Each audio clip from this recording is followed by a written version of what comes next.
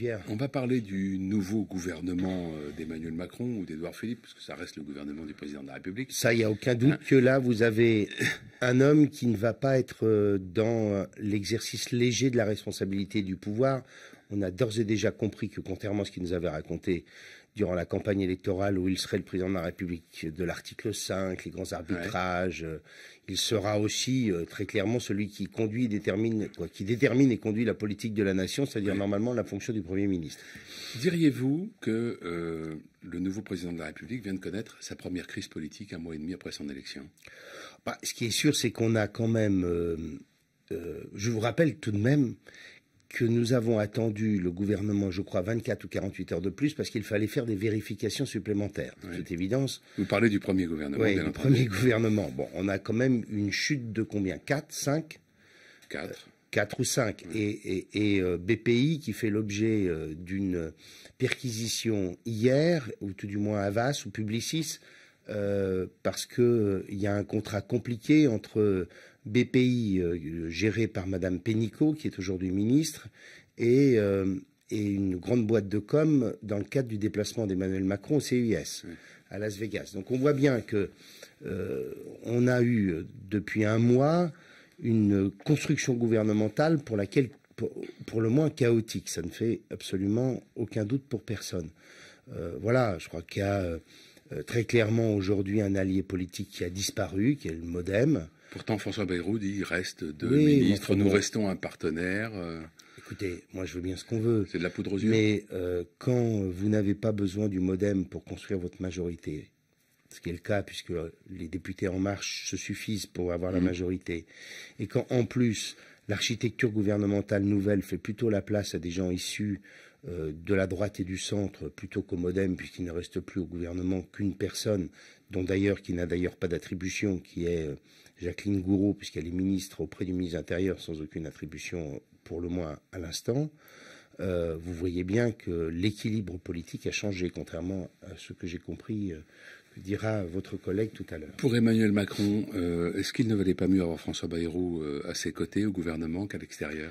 Non, mais écoutez, c'était absolument impossible pour François Bayrou de rester. Il dit d'ailleurs que c'est lui qui a choisi de partir. Oui, vous croyez sur parole ou... Oui, je veux bien croire qu'il ait pris cette décision seul, mais très clairement, à partir du moment où Sylvie Goulard avait décidé de démissionner en disant je veux démontrer ma bonne foi, ce qui était d'ailleurs c'était d'ailleurs en disant cela, ça veut dire qu'on contestait pas les faits, c'est-à-dire qu'une partie de l'indemnité dédiée aux assistants parlementaires servait à financer quelqu'un d'une formation politique. Sinon, c'était déjà un demi-aveu.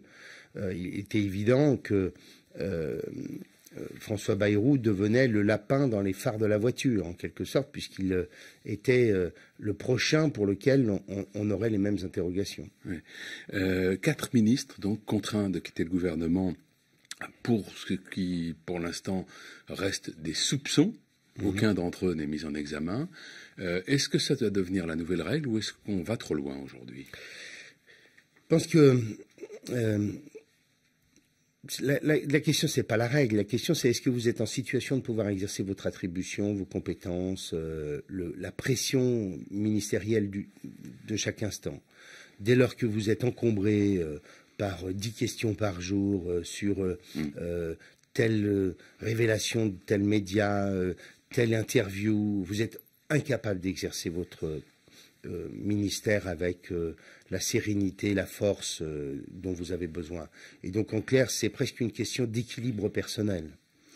Si Richard Ferrand et Maël de Sarnez ne sont plus en situation d'être ministres, est-ce que vous trouvez cohérent qu'ils deviennent président de groupe à l'Assemblée nationale? Je pense que la question se posera à nouveau. Si Richard Ferrand se retrouve mis en examen, il y a une levée de son immunité parlementaire, je ne vois pas bien comment il pourrait se retrouver sur les bancs de l'hémicycle en exerçant une responsabilité importante, souvent mal connue de nos compatriotes, mais qui est absolument essentielle, qui est celle d'être président d'un groupe parlementaire, c'est-à-dire celui qui ordonne, organise une partie de la vie de l'Assemblée nationale.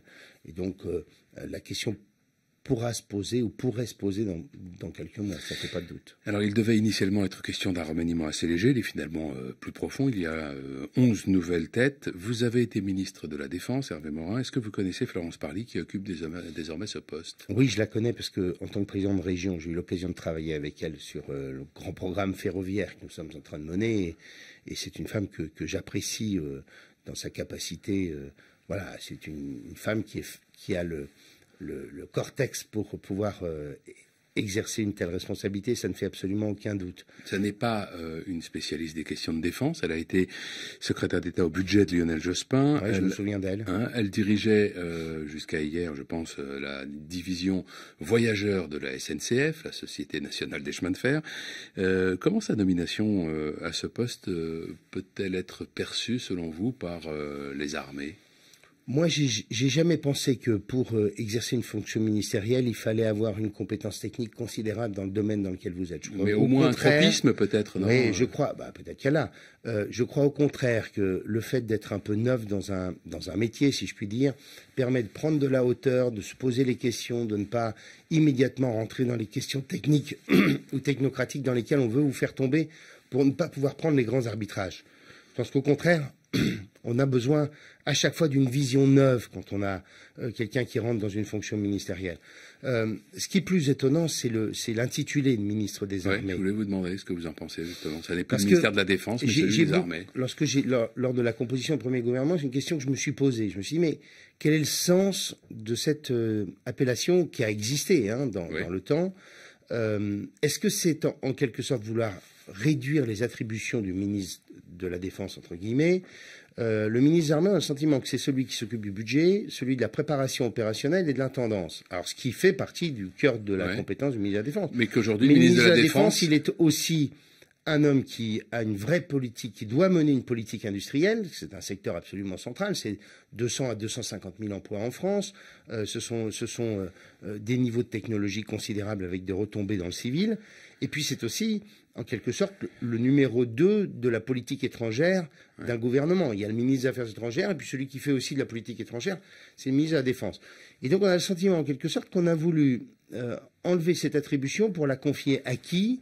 Et quand on voit la construction d'une structure de coordination du renseignement pour la lutte contre le terrorisme à l'Élysée, on a le sentiment que là aussi, on a voulu recentraliser une partie des attributions qui sont en général confiées au ministre de la Défense.